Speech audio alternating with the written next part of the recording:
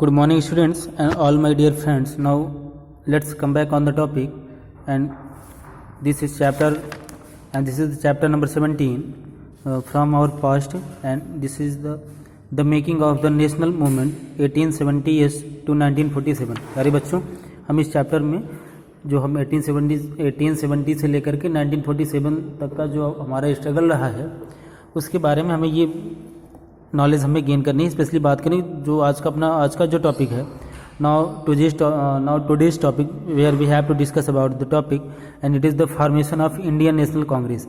आज की जो अपनी टॉपिक है, आज हमें इंडियन नेशनल कांग्रेस के बारे में, या कह दें कि आईएनसी का फॉर्मेशन कैसे हुआ, कैसे इसका निर्माण हुआ, इसके बारे में हमें जानकारी कलेक्ट करनी है। अगर इसके बैकग्राउंड के बारे में जानने की कोशिश करें तो सबसे पहले तो हमें ये जानना है कि जैसे बात करें कि जो इंडिया की जो फ्रीडम रही है, भारत की जो आज़ादी रही है, 15 अगस्त 1947 को हमारी कंट्री को फ्रीडम मिला है, तो भारत की आज़ादी में इंडियन नेशनल कांग्रेस का अपना एक इम्पॉर्टेंट रोल रहा है। अगर इसके फॉर्मेशन के बारे में बात करें तो ऐसा माना जाता है कि एक ब्रिटिश जो लॉर्ड डफरिन थे, ऐसा माना जाता है कि डफरिन के दिमाग की एक उपज थी इंडियन नेशनल कांग्रेस। और इंडियन नेशनल कांग्रेस के फॉर्मेशन के बारे में बात करें तो इंडियन नेशनल कांग्रेस का फॉर्मेशन 1885 में हुआ था। सबसे पहले ए ओ ह्यूम, एक ब्रिटिश थे जिनका नाम था ए ओ ह्यूम, उन्होंने 1885 में कांग्रेस आईएनसी या कह दें इंडियन नेशनल कांग्रेस का फॉर्मेशन किया था। इसके जो सबसे पहले प्रेसिडेंट हुए उनका नाम था व्योमेश चंद्र बनर्जी, या कह दें कि WC, उन्हीं को WC बनर्जी भी कहा जाता है। तो ऐसे इंडियन नेशनल कांग्रेस की स्थापना होती है।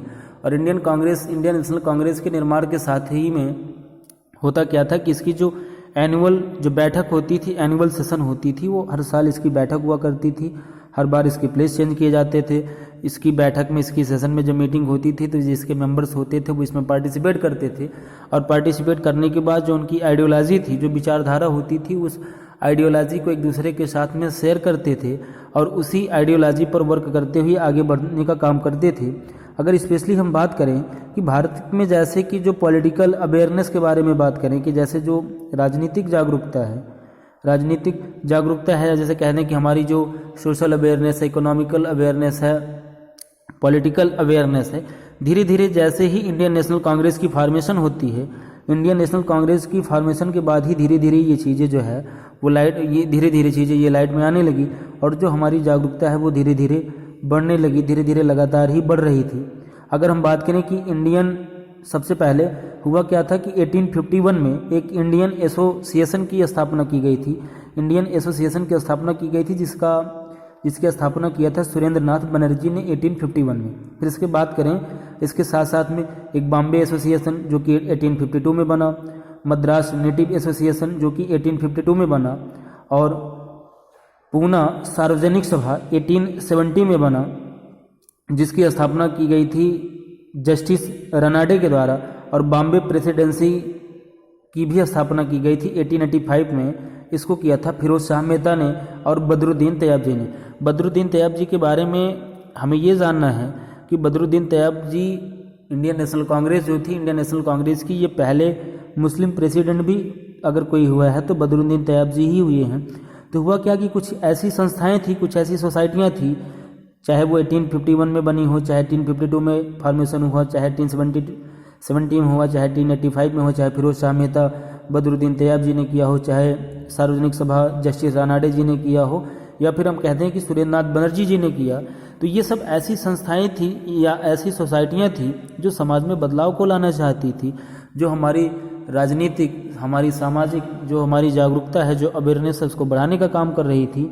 और इसी क्रम में होता क्या है कि 1885 में होता क्या है कि इंडियन नेशनल कांग्रेस का फॉर्मेशन हो जाता है।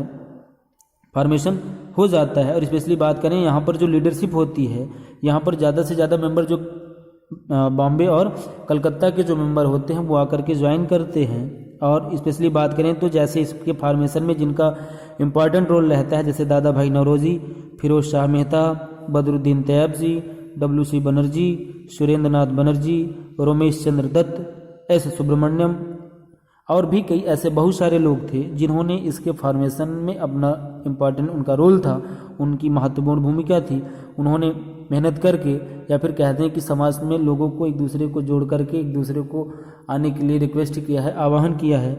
और दादा भाई नौरोजी जो कि एक बिजनेसमैन थे, जो कि लंदन में सेटल थे, लेकिन इसके बाद लंदन में सेटल्ड थे और कुछ टाइम के लिए ब्रिटिश पार्लियामेंट में मेंबर भी बने थे, लेकिन इसके बाद भी इनका भी इम्पॉर्टेंट रोल होता है कांग्रेस की फॉर्मेशन में। सो प्यारे बच्चों, in this video only this much. Thank you, have a good day, have a nice day.